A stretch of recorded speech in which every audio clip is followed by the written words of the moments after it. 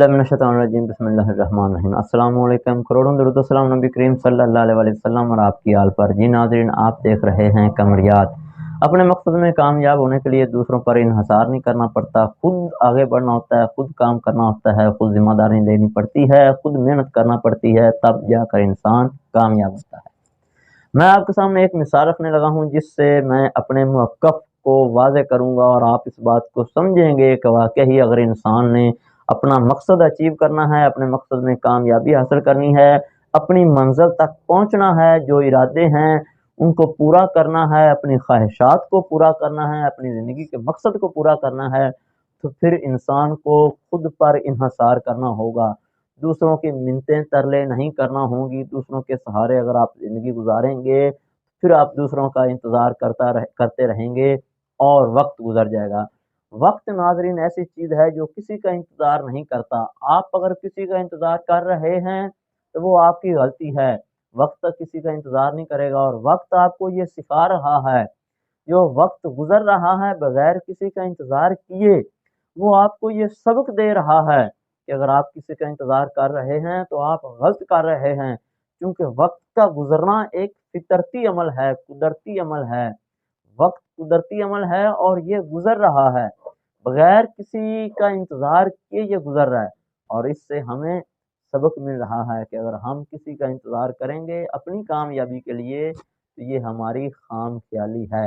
मैं आपके सामने एक वाक़या रखने लगा हूँ, उम्मीद है इंशाअल्लाह आप उससे अच्छा सबक हासिल करेंगे। एक माली था, उसने अमरूदों का बाग उगाया हुआ था। वो हमेशा बाग की देखभाल के लिए अपने साथ अपने बेटे को ले जाता था। अब उस बाग में अमरूदों के दरख्तों के ऊपर या पौधों के ऊपर कबूतरों ने घोंसला बनाया हुआ था। घोंसलों के अंदर कबूतरों के बच्चे थे। जब बाग का फल पक गया, मतलब अमरूद पक गए, फल उतारने के काबिल हुआ, तो माली ने ये सोचा कि क्यों ना हो, इतना बड़ा बाग है, मैं खुद अकेला फल उतारूं तो मुझे देर हो जाएगी, फल ज़ाया हो जाएगा, मैं किसी से मदद ले लूं। उसने अपने दोस्तों से प्लान किया, अपने दोस्तों से वक्त लिया कि भाई कल मैंने फल उतारना है, आप काइंडली मुझे वक्त दीजिए। दोस्तों ने उसको कह दिया कि हम इतने बजे आपके पास पहुंच जाएंगे और हम मिलकर फल उतार लेंगे। अब माली शाम को अपने बेटे को ये बात बता रहा है कि बेटा मैंने अपने दोस्तों से वक्त ले लिया है, वो कल आ जाएंगे और हम सब मिलकर फल उतार लेंगे। ये बात कबूतर के बच्चे घोंसले के अंदर सुन रहे थे। जब उन्होंने ये बात सुनी तो उनको फिक्र लाहक हुई कि कल माली फल उतारेगा, जैसे ही ये फल उतारेगा हमारे घोंसले गिर जाएंगे, हमारे घोंसले तबाह हो जाएंगे, जिससे हमारी ज़िंदगी को नुकसान होने का अंदेशा है। जब शाम को कबूतर वापस आया, तो उसके बच्चों ने कबूतर को ये बात बताई कि कल हमारे घर तबाह होने वाले हैं। कबूतर ने वजह पूछी, बच्चों ने वजह बताई कि आज माली अपने बेटों से ये बात कर रहा था कि मैंने अपने दोस्तों से वक्त ले लिया है, कल उन्होंने आना है, हमने मिलकर ये फल उतारना है, तो चूंकि वो कल फल उतारेंगे हमारे घोंसले तबाह हो जाएंगे। जब कबूतर ने ये बात सुनी तो कबूतर ने अपने बच्चों को हौसला अफजाई पर मबनी गुफ्तगू सुनाई और उनको ये बताया कि बच्चों हमारे घोंसले को कल कुछ नहीं होने वाला। बच्चों को बहुत ताज्जुब हुआ। बच्चों बच्चे चूँकि बच्चे होते हैं, बच्चे आपको पता है डिबेट भी करते हैं, बच्चों को फिर इतना हर बात पे जो है वो दलाइल या तारीख का या हिस्ट्री का तो आइडिया नहीं होता, बच्चे जो सुनते हैं उस पे अमल करते हैं। बच्चों ने कहा कि जब बाग का मालिक कह रहा है कि उसने कल फल उतारना है, फिर आप कैसे कह रहे हैं? हम तो मेहमान हैं, हमने तो वो घोंसला रखा हुआ है दरख्तों के ऊपर, अब मालिक कह रहा है तो मतलब कि कल तबाह हो जाएगा। लेकिन खैर कबूतर उनको हौसला दिया और कबूतर ने कहा कि कल हमें कुछ नहीं होगा, आप ईज़ी रहें। कल का दिन आया, बिल्कुल वही हुआ जो कबूतर ने कहा था, ना फल उतरा, ना घोंसला तबाह हुआ। खैर कुछ दिन गुज़रे, कुछ दिनों के बाद माली ने फिर अपने बेटे से वही बात की कि बेटा कल हमने तैयार रहना है। पिछली दफ़ा तो मेरे दोस्त नहीं पहुँच सके थे, लेकिन इस दफ़ा उन्होंने मुझे टाइम दे दिया है। कल इंशाल्लाह हमने मिलकर फल उतारना है। अब बच्चों ने फिर ये बात सुनी, कबूतर शाम को आया, बच्चों ने वही किस्सा सुनाया, बच्चों ने शोर डाला और रोना शुरू कर दिया, चीखना शुरू कर दिया।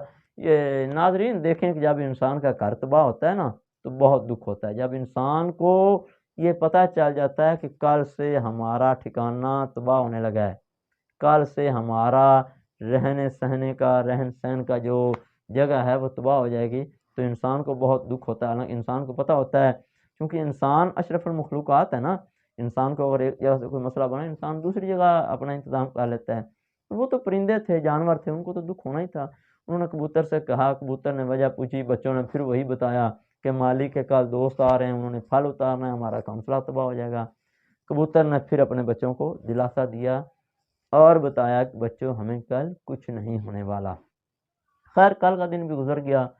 कुछ दिन गुजरे तो माली अपने बेटे को ये बात कह रहा था कि बेटा 2 दफ़ा मेरे दोस्तों ने मुझे धोखा दिया है, 2 दफ़ा मैं उनका इंतज़ार करता रहा हूँ, वो नहीं आए, हमारा फल भी तबाह हुआ। यकीनन जब फल पक जाता है तो उसका एक टाइम होता है, जब आप उस वक्त पे नहीं उतारते तो उसने तो गिरकर तबाह होना ही है ना। इससे हमें यह भी सबक मिलता है कि आप जो मेहनत करते हैं उसका जो फल होता है वो आपका अपना होता है, बगैर किसी का इंतज़ार किए अपना फल हासिल करें। खैर कबूतर को माली ने जब अपने बेटे से ये बात की कि कल मैं अपने दोस्तों से टाइम नहीं ले रहा, कल हमने दोनों ने मिलकर, जो हम बाग के मालिक हैं, दोनों बाप बेटा मिलकर हम फल उतारेंगे। जब शाम को कबूतर आया, बच्चों ने फिर कबूतर को वही बात बताई, लेकिन इस दफ़ा चूँकि बात थोड़ी सी मुख्तलिफ थी। बच्चों ने बताया अपने बाप कबूतर को कि आज हमने माली को ये बात कहते सुना है अपने बेटे से कि बेटा 2 दफ़ा मेरे दोस्त मुझे धोखा दे चुके हैं, मतलब मैं 2 दफ़ा उनकी उम्मीद पे बैठा रहा हूँ और अपना भी नुकसान किया है। अब हम उनका इंतज़ार नहीं करेंगे, जितना भी उतार सके खुद उतारेंगे। जब ये बात कबूतर ने सुनी तो उसने अपने बच्चों से कहा कि अब हमें अपना इंतज़ाम करना होगा। बच्चों ने वजह पूछी कि पहले 2 दफ़ा हमने आपको बताया है कि माली फल उतारने वाला है, तो आपने हमारी बातों पे यकीन नहीं किया, उल्टा हमें दिलासा दिया कि माली फल नहीं उतारेगा। आज हमने आपको बताया तो आपने फ़ौरन कह दिया है कि माली फल उतारेगा। हालांकि इससे पहले ज़्यादा तादाद में लोग आने थे, माली के दोस्त भी आने थे, तो आप बात की टेंशन नहीं लेते थे। इस दफ़ा तो माली ने अकेले ने या 7 छोटे से बच्चे ने उतारना है, तो इस दफ़ा तो कुछ भी नहीं होगा, हमें खतरा ही नहीं होगा। पहले ज़्यादा लोगों ने आना होता था तो आपको यकीन था कि नहीं कोई खतरा, अब तो वो अकेला है, अब हमें क्या होगा। कबूतर ने बच्चों को ये बात बताई कि अकेला या ज़्यादा होने में फ़र्क नहीं है, ज़्यादा होने की अहमियत या अकेला होने की अहमियत नहीं है। अहमियत इस बात की है कि इंसान ने इरादा कब किया है।